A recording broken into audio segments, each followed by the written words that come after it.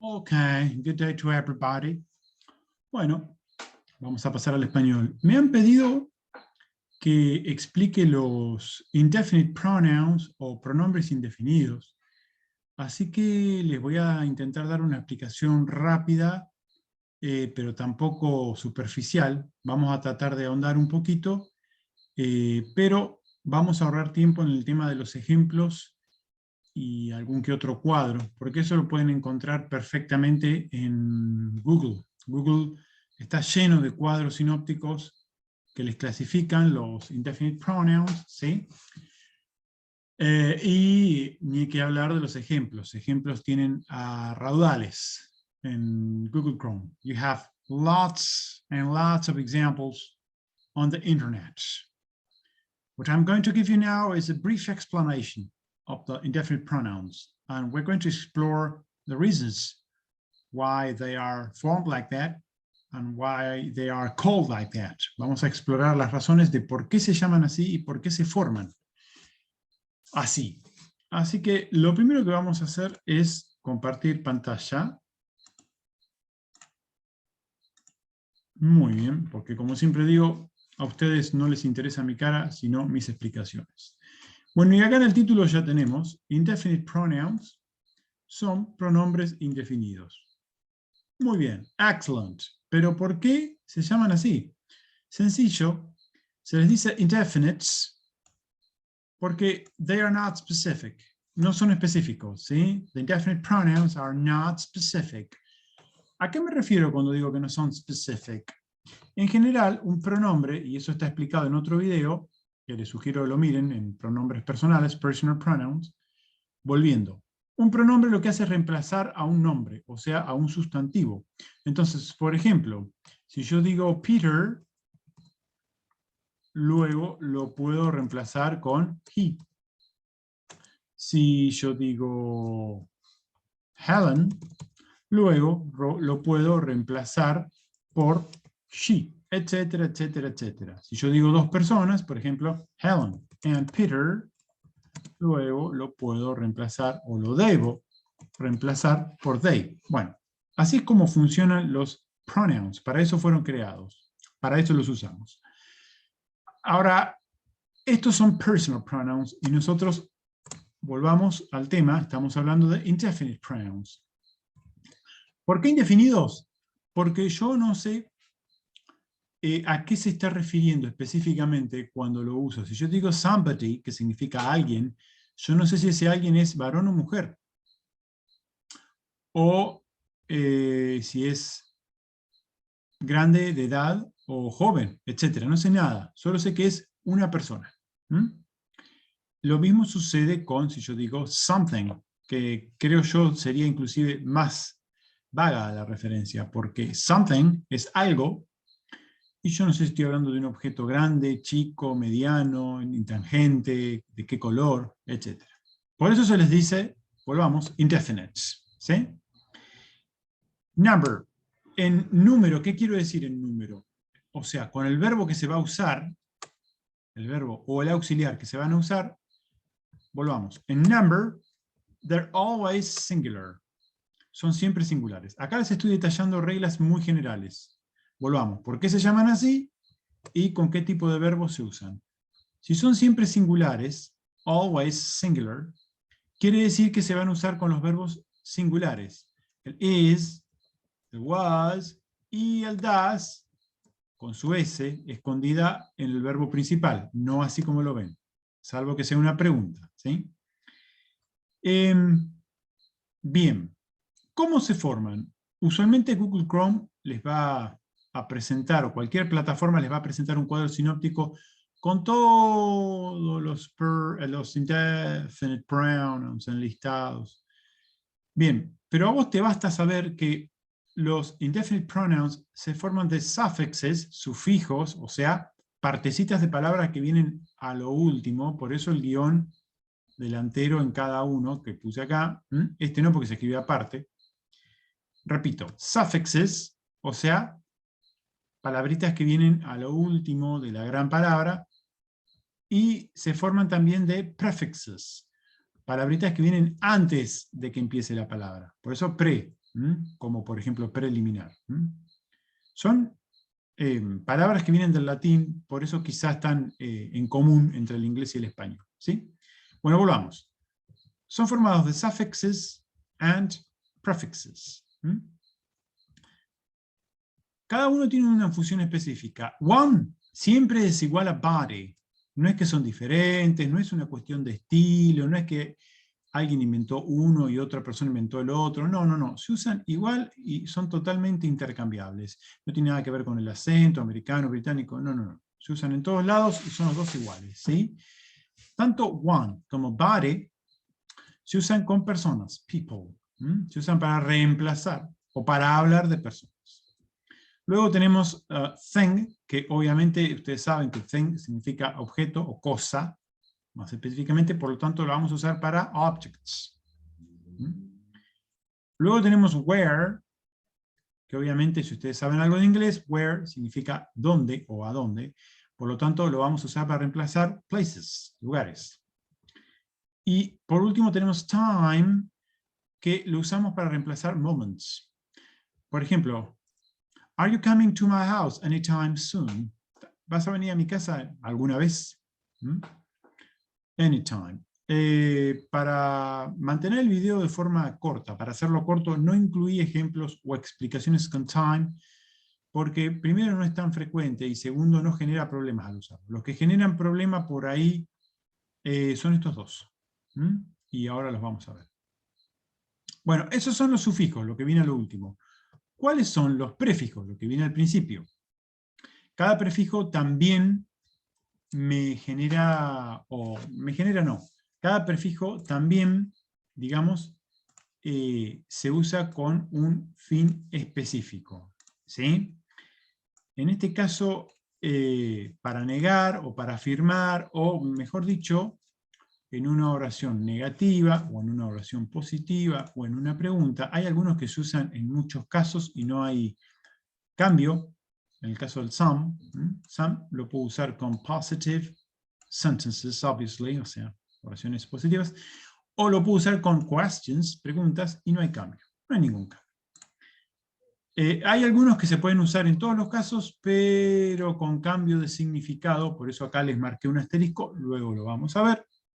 Y después tenemos los prefijos no, que indica inexistencia de algo, indica nada, nadie, ningún lugar, y siempre lo vamos a usar en oraciones positivas, luego les voy a explicar por qué. Y por último tenemos el every, que si saben algo de inglés, every significa todos, todas, y que al combinarlo con alguno de estos suffixes, va a querer decir, por ejemplo, everyone, todos, todas las personas, everything, todo, o sea, todas las cosas, everywhere, en todos lados. Y every time, a veces expresado como una queja, significa siempre, todas las veces. Bien, muy bien. Entonces, repasemos. Tenemos sufijos que vienen al final del indefinite pronoun, prefijos, prefixes, que vienen al principio de los indefinite pronouns. Combinando todos estos, yo voy a obtener cada vez un indefinite pronoun distinto. Algo que me olvidé de explicarles, que ahora lo estoy notando, es que específicamente el no,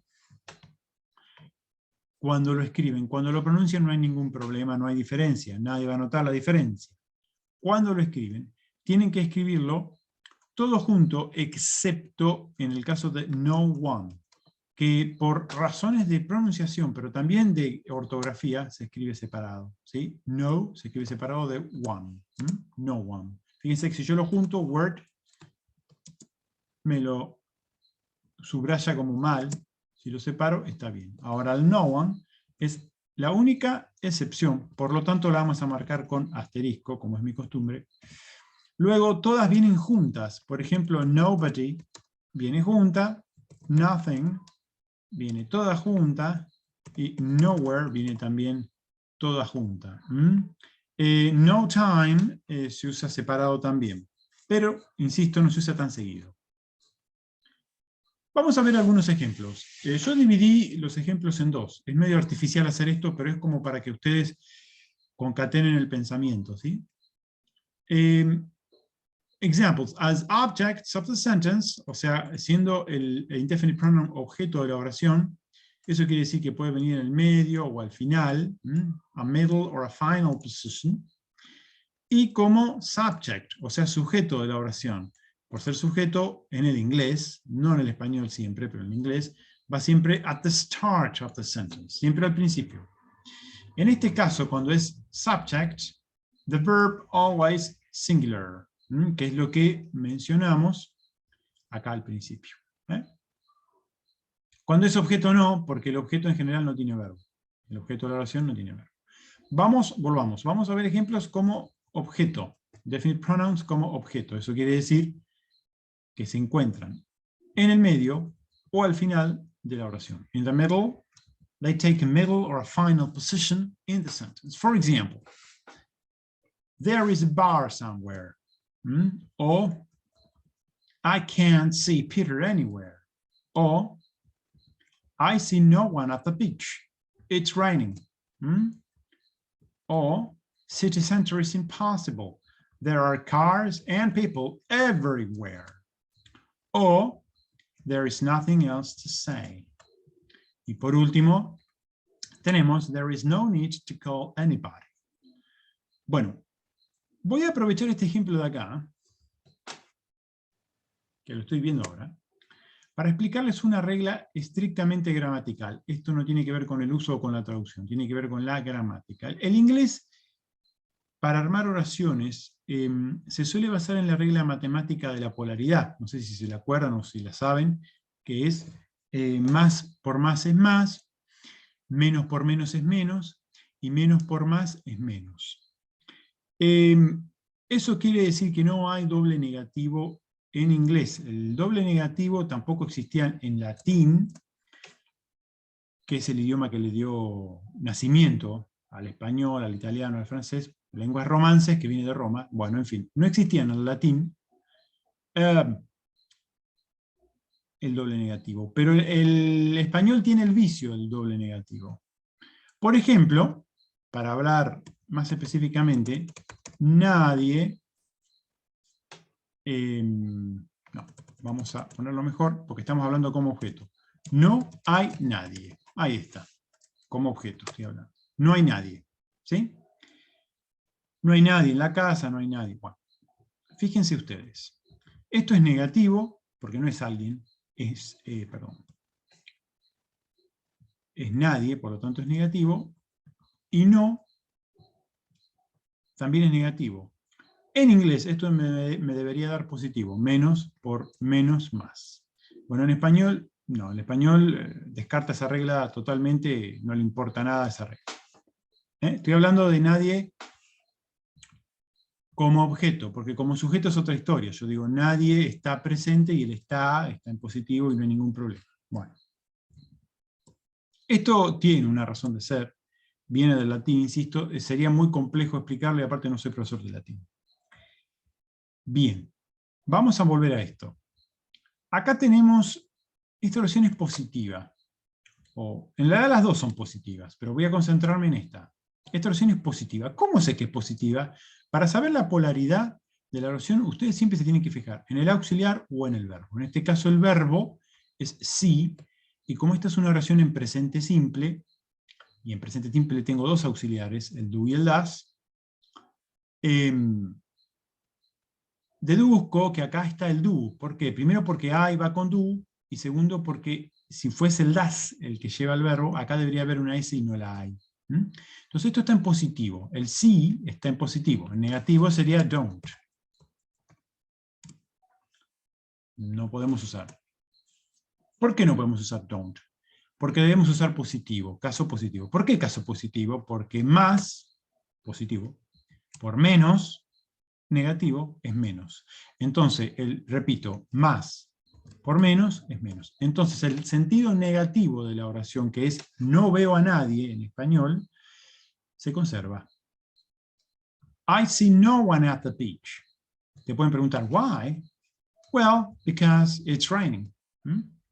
Traducido. Aunque esta es una oración fácil, bueno, se las traduzco. No veo a nadie en la playa, está lloviendo. Lo puede unir incluso. I see no one at the beach because it's raining. Entonces recuerden eso. Los no solo no one, sino también, por ejemplo, nothing, nobody, que es lo mismo que no one, o nowhere, o etcétera, siempre van con oración en positivo. Fíjense que no admite otro caso, distinto a estos otros. Bueno, muy bien. Otro ejemplo que les puedo dar es este. There is nothing else to say. No hay nada más que decir. Acá ya el español peca, de vuelta como acá, peca de doble negativo. No hay nada. Bueno, en inglés no. En el inglés sigue la regla vieja esa que tenía el latín. Positivo, negativo, me queda negativo, no hay nada. Fíjense que este ejemplo es muy interesante para estudiar. Es un ejemplo sencillo. There is no need to call anybody. No hay necesidad de llamar a nadie. Este es un estilo bastante americano. Los británicos suelen preferir el isn't. There isn't any need. O we don't need. Bueno, este there's no need, incluso abreviado, yo no lo abrevié para que ustedes vean el caso positivo, para que vean el contraste, pero acá en general ellos lo usan así. Bueno. Fíjense qué interesante de estudiar que es, porque acá tengo positivo, este no es este no. Es el mismo, no es algo distinto, es igual. Lo único que en vez de yo después de tener thing, where, o body, o one, tengo need. ¿Sí? Y no hay ningún problema. There is no need, no hay necesidad. De vuelta, no hay necesidad. También puede ser no hay ninguna necesidad. ¿Sí? Bueno, entonces, repaso. Positivo, negativo, más por menos, sigue siendo menos. There is no need. Ahora, yo acá no puedo usar nobody. ¿Por qué? Porque ya negué acá. Disculpas. Ahí está. Ya negué acá.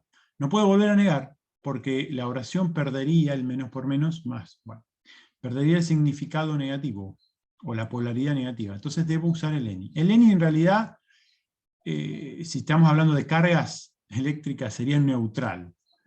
Porque la positiva, esto para los que entienden de matemática, electricidad, etcétera, ciencias duras en general, la positiva sería el some. El no sería la negativa, o sea, esto sería la carga positiva, esta sería la carga negativa y esta sería la neutral. Bien, entonces acá fíjense que and there is no need se vuelve a cumplir la regla que vimos, ¿sí? Pero en reversa, o sea, al revés que esto. Esto era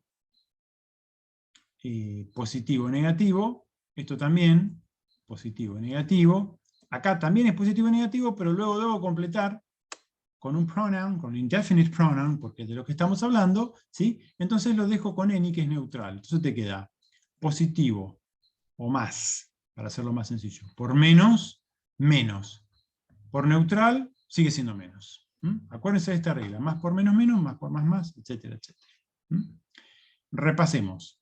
Acá tenemos algunos ejemplos de los indefinite pronouns como objeto, en el lugar de objeto. Objeto no quiere decir lapicera, computadora, no. Sintácticamente, hablando de oraciones, que es de lo que estamos hablando, objeto significa que viene en el medio o al final de la oración. Middle or final position of the sentence, that subject. ¿Ok? Todos ejemplos normales hasta que nos topamos con el no, el cual deben recordar siempre usar con un verbo positivo. Y cuanto más cerca del no esté, mejor. El sí está pegado al no. El is está pegado al no. El is está pegado al no de vuelta. Bueno, esto como objeto. Vamos a pasar a ejemplos que se encuentran con los indefinite pronouns en el lugar de sujeto. Esto ya te cambia el lugar de la oración. Van a pasar a estar al principio, start of the sentence. Y es aquí cuando aplicamos la regla de verb always singular. Verb always singular. Entonces el verbo que va a estar pegado al indefinite pronoun tiene que ser siempre singular. Ahora ustedes pueden decir, ¿pero por qué encabeza la oración? ¿Cómo puede ser que sea sujeto? Bueno, porque es pronoun, no dejan de ser pronoun. Por más que sean indefinidos, por más que yo no sepa a quién apuntan, no dejan de ser pronouns, siguen sentándose en el grupo de los pronouns, de los pronombres. En mi canal yo tengo un video por cada tipo de pronoun, fíjense, tengo personal pronouns, tengo reflexive pronouns, etc. ¿Sí? Bueno, en este caso estamos hablando de los indefinite pronouns. Como todo pronoun, pronombre, lo que hace es reemplazar al nombre, al sustantivo. Nombre es un término viejo para sustantivo. ¿Sí? Por lo tanto, pueden y son tranquilamente sujetos de la oración. Vienen al principio, el verbo pegado tiene que ser singular. Entonces, por ejemplo, nobody's at the door. Nobody is, no, nobody are. Plural, no. Singular. Something was certain. We couldn't stay at that hotel. Acá la completé como para darle un poco de color. Algo era seguro, por así decir, ¿no? Puede haber mejores traducciones. No podíamos quedarnos más en ese hotel. Something was certain. Fíjense de vuelta, observen, singular. Esto para ayudarlos, se escapa un poco de tema, pero los quiero ayudar. En la generalidad de los casos, yo me atrevería a decir que en todos los casos, pero bueno, los verbos que además son auxiliares, como por ejemplo el was, el is, siempre llevan S, siempre es el verbo de la S el singular. El is, repito, el was, el does, que está acá presente adentro del smell. Último ejemplo les leo. Something smells nice in the kitchen. Algo huele lindo en la cocina. Fíjense que acá estamos de regreso al ejemplo número 1, o el primero en la lista. No hay nadie en la puerta, no hay nadie a la puerta. En o a es lo mismo. No viene al caso.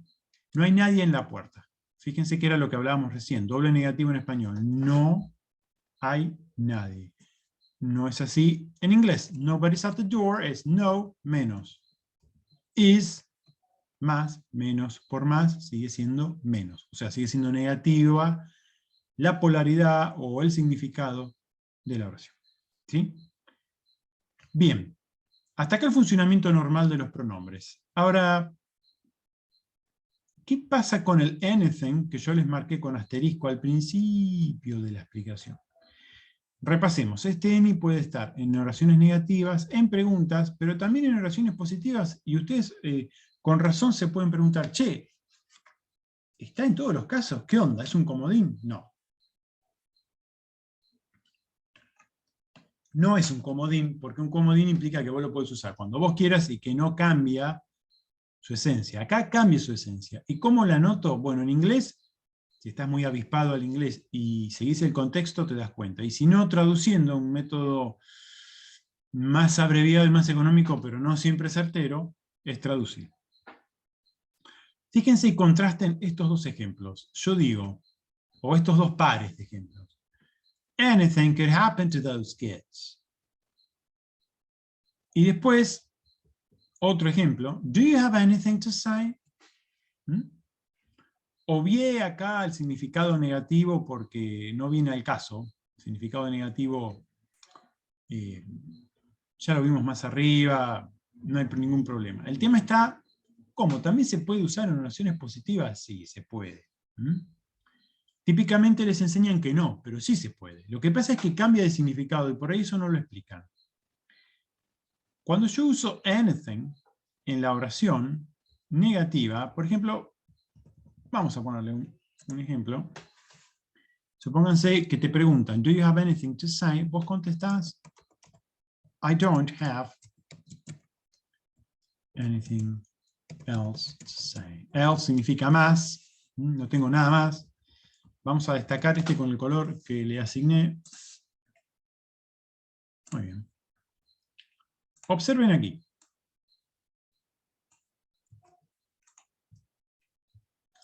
Aquí el anything pasa a querer decir nada. No tengo nada más que agregar, nada más que decir. I don't have anything else to say. Chequeemos la polaridad de la oración. Siempre chequen, si están haciendo una prueba especialmente, o en un oral, guarda.